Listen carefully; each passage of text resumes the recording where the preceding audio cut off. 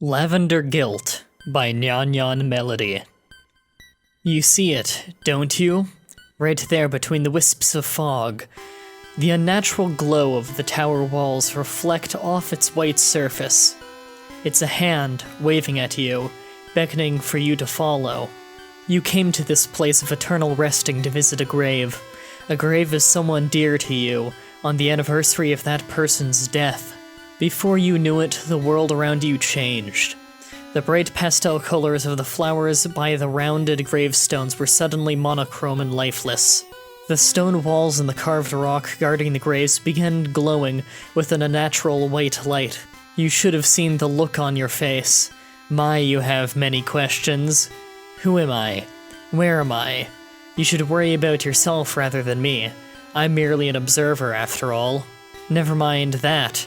Look, behind you, the shadows of the departed creep towards you, dark arms grabbing for your soul. See their eyes, how they shine with an empty white light. They think that they are taking you away. They will be able to return to life. A pointless sentiment, it is.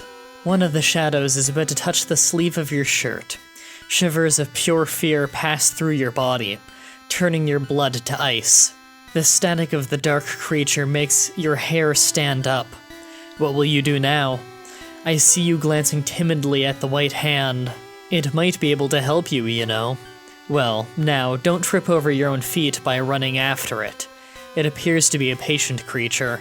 Observe how it glides backwards at a steady, slow pace, still waving, still beckoning. It knows the shadows are unable to keep up with a walking pace, so it leads you through the maze of gravestones. You whimper slightly as you watch shadows pulling themselves from their earthly resting ground. The white hand continues on, unfazed by the apparitions. It stops and points you to the stairs that spirals up to the higher floors. You crane your neck, eyes searching for the next floor, but the darkness and churning gray fog prevent you from knowing how far up the stairs climb.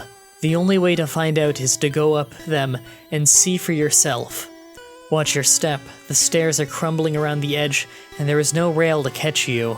You look back down from the first couple stairs. The white hand has already gone. It vanished into the fog while you weren't watching. It's not too late to turn back. You may have overlooked the exit. I can see the frantic thoughts in your mind. You must find it odd that it wanted you to go up where the chance of escape is lower. Compared to the other creatures in this tower, it is the only one that doesn't completely terrify you, though.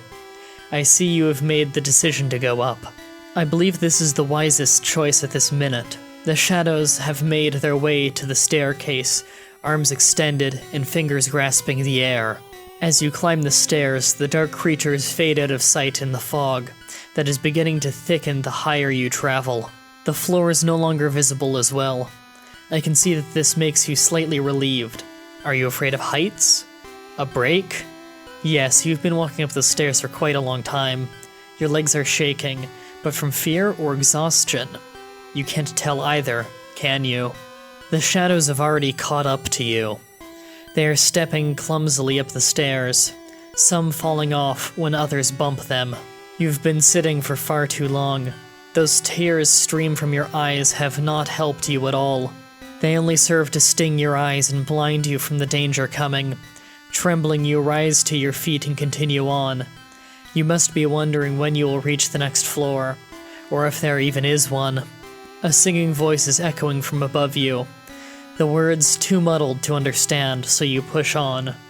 Now a little faster at the hope of seeing another human. Higher and higher you climb, the gray fog dancing in your wake. Do you hear it? The words are clearer here.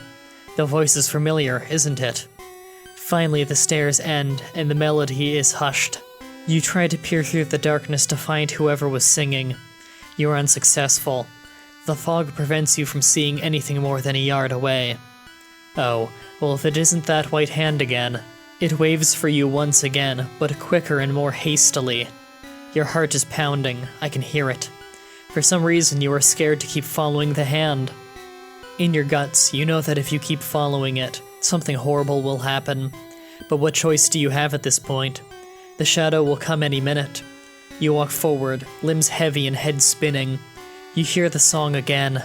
Someone is humming its calm, yet unsettling tune. You're clutching your head in pain, and your nose begins dripping blood. Is that song causing it, or are you having another panic attack? Even so, your legs are still following the white hand. It stops and a soft chuckle is heard. Taking your limited focus off of the hand, you look beyond it. The white hand is attached to an arm and body. You know who this is, don't you?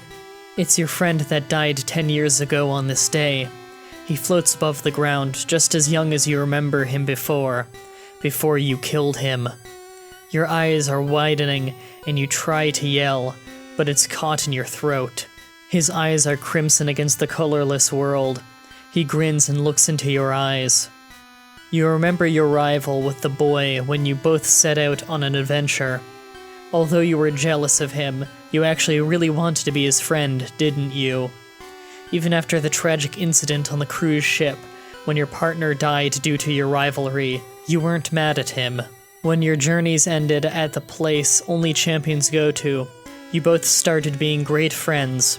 Traveling the world, seeing new things with a friend was much better than being alone.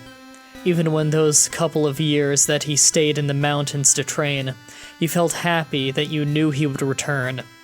And return he did, with a new passion to become stronger. You both explored your home region as best friends, sharing stories of victory and losses. That was until you returned to the regal town where your partner was buried, on the top floor of the tower.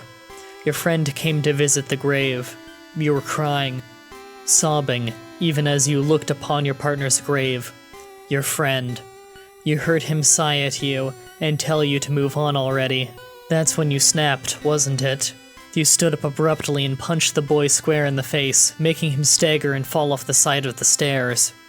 It was his fault that your partner died, so he had no right to tell him how to feel about it. When the rage left your sight, you realized what you did. The boy had fallen all the way down to the bottom floor and died. The guilt made you return each year to lay flowers by his grave that was located next to your partner's. Now he is standing before you. What will you do? The only thing that's coming out of your mouth is stuttering apologies. Your friend grins his familiar grin that you missed so much and opens his arms, still humming that unusual song. Maybe by now he's not angry anymore. You run forwards and try to wrap your arms around him in a hug.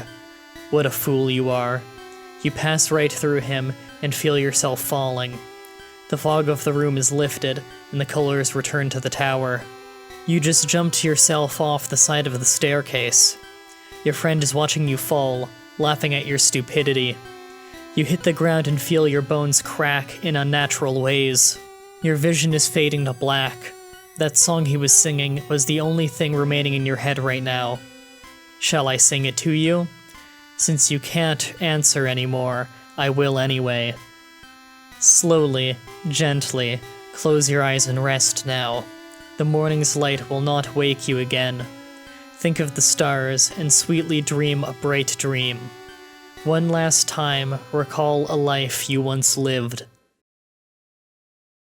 That was Lavender Guilt. Final thoughts? An interesting idea that's badly presented. I want to start by saying I like this idea. It's not as good as a story built around a theory, as a lot of this doesn't happen in the game. However, it has some of the same appeal. Although the ending is a bit predictable, it doesn't stop it from being a good ending. My main problem is how badly it's presented. The entire story is told by an omnipresent narrator who's extremely condescending while talking to Blue. If the narrator was simply neutral, this wouldn't be a problem where you get distracted from the story because you're busy being annoyed with the narrator. Also, the perspective is often botched during the story. Quite a few times the narrator will interchange you and him when talking about Blue, when he should be saying you every time, as in this story, the reader takes the perspective of Blue. All around, this is a good story, but I'd like to see it handled by someone else. That's it for this Creepypasta and the 4th day of the 3rd 7 Days of Creepypasta special. Tune in again tomorrow when we tackle another highly requested story with Evil Zubat Cave. If you want to write your own story, help peer edit a story, or even just read the stories early, check out the description where you'll find a link to the Creepypasta section of my forum. You'll also find a link to the playlist of every creepypasta reading I've done. If you're interested in keeping up on my blog posts, join the Facebook page linked below. Remember that if you want your stories to be read on the show, you must stay active on your post on the forum, as well as read the forum rules. Thank you all for watching, and until next time, sweet dreams.